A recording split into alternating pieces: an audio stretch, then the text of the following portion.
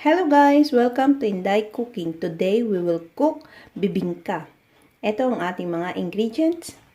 1 pack of glutinous rice flour, half cup of brown sugar, 4 eggs, 100 grams of melted butter, 1 can of condensed milk, 1 can of coconut milk, and cheese para sa toppings.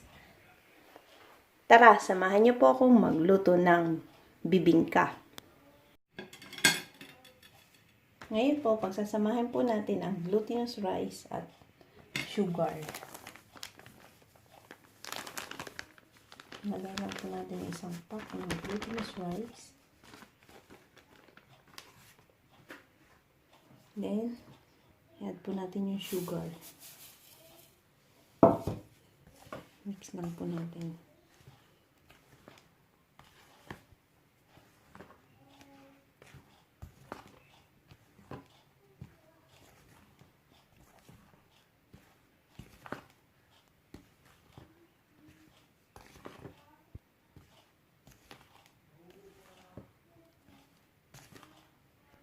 Then, pag-a-add naman po natin yung ating mga liquid ingredients. Pagsasamahin natin ang ating mga liquid ingredients, ang ating 4 na itlog, 4 eggs. Mix lang po muna natin. I-beat lang po muna natin yung ating egg. Beat lang po natin mabuti.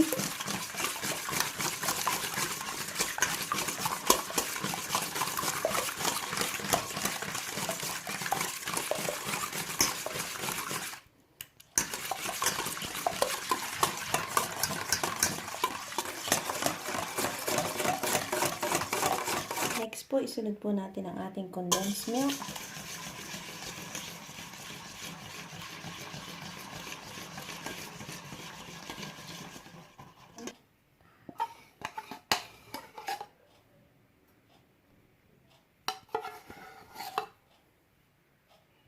Then, isunod po natin ang ating coconut milk.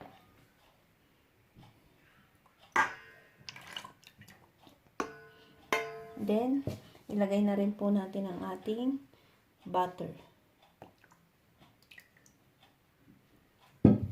Then, haluin po natin mabuti.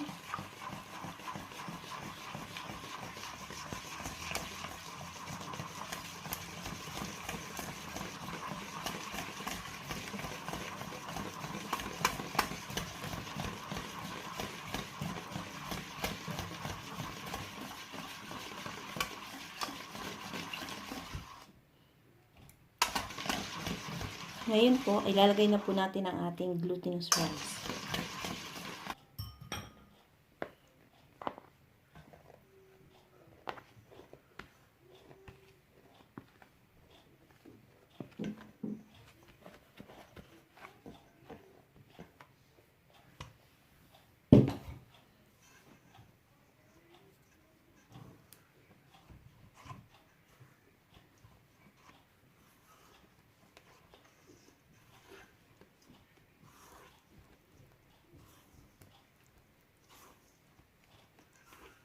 Hanggang sa ma-mix po natin lahat ng ingredients.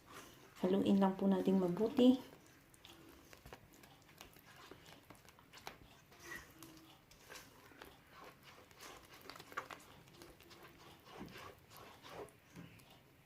Then, ilagay po natin yung natitira pa na glutinous rice.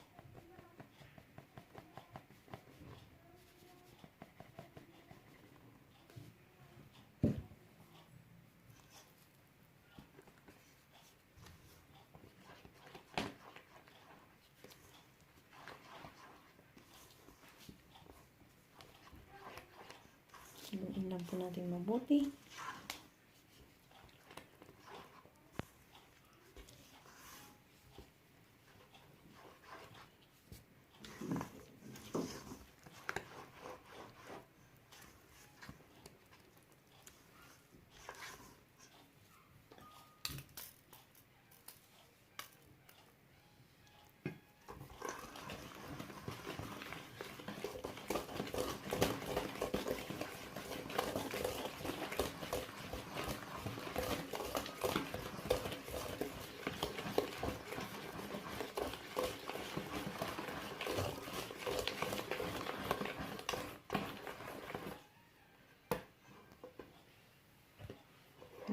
natin lahat. Yung natitirang glutinous rice.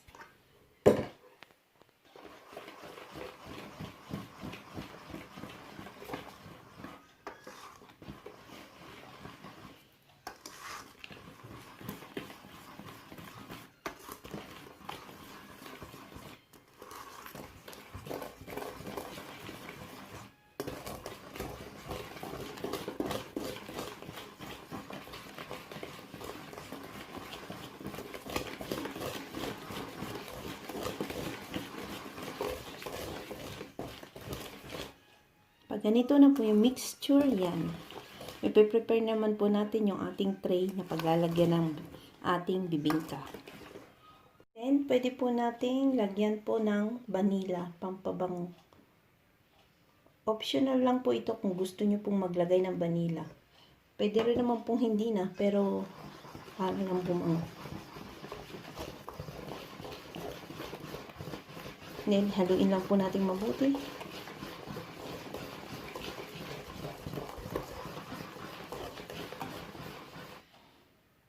Yan, okay na po ito.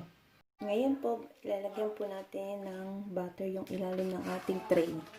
Brush natin ng butter. Para hindi po siya dumikit. Then,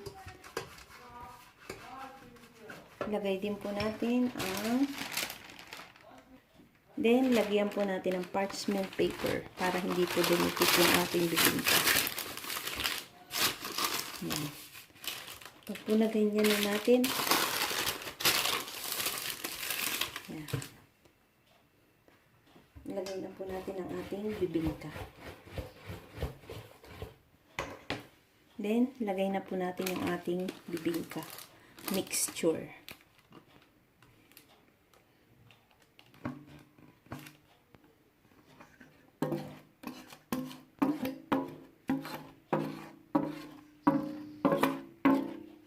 Saidin natin. Ayan.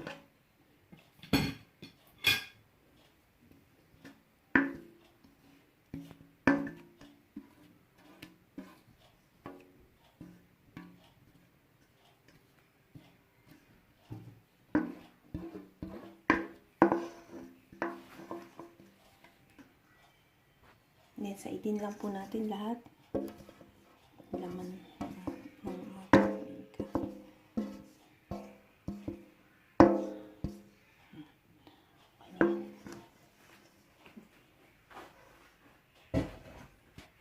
Lagay na po natin sa oven at sa 170 degrees Celsius.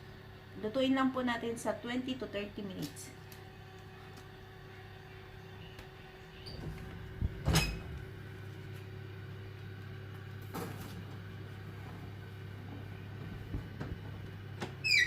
Ngayon po, pahidan po natin ng butter yung ibabaw at lagyan po natin ng cheese.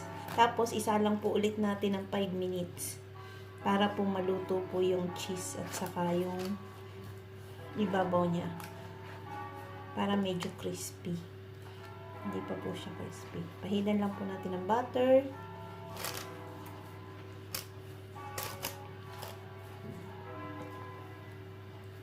Then, lagyan po natin ng cheese sa ibabaw.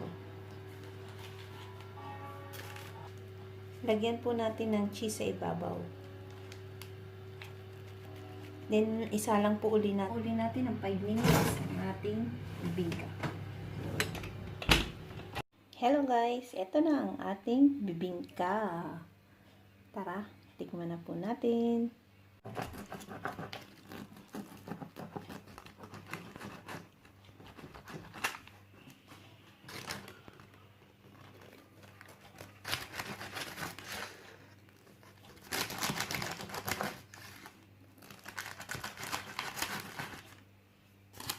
Tikman na po natin ang ating bibingka.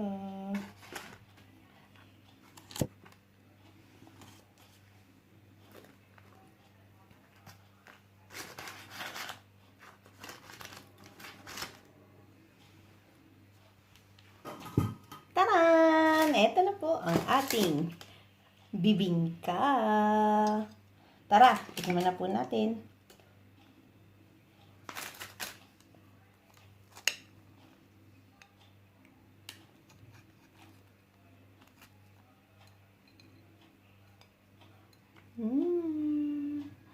Sarap. Kita niyo po yan.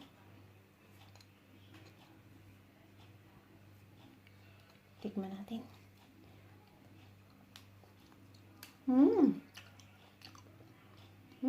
Sarap. Sarap ito sa kape. Sarap. Ang sarap po siya. Tama-tama lang yung lasa at tamis niya. Kung nagustuhan niyo po ang video na to, please don't forget to like, share, comment, and subscribe. Maraming salamat po. God bless.